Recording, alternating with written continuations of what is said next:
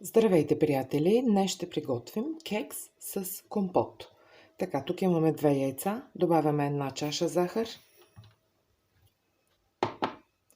и разбиваме до побеляване.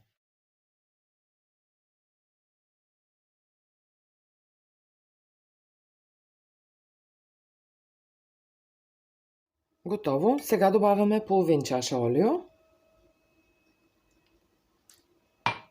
и 1 чаша компот. Значи аз използвам компот от Дюли. Вие може да използвате какъвто компот желаете.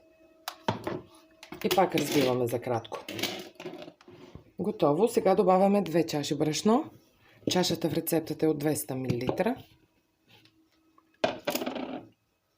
Пакетче бак пулвер, пакетче ванилия,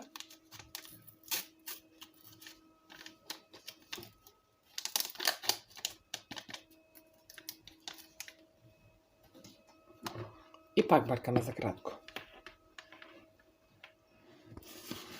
Кексовата не смес е готова.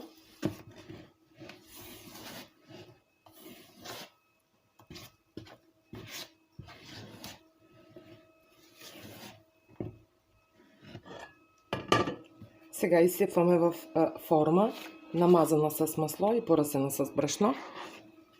Формата при мен е на 15 на 7 см.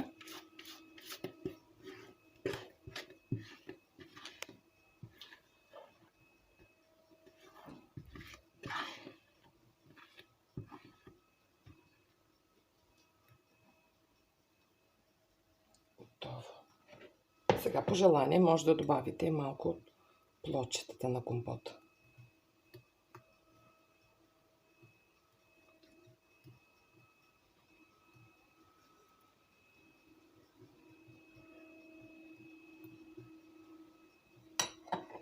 Готово. Кексът се пече в предварително загрята на 180 градуса фурна до суха клечка. Кексът ни е готов. Суха клечка. Суха клечка. Сега го оставяме леко да изстине. Сега да го изкараме.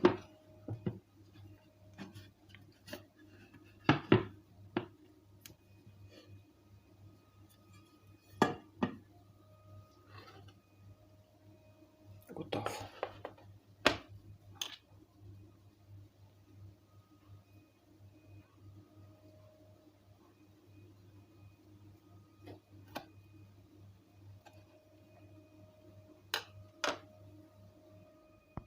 Кексът ни е готов.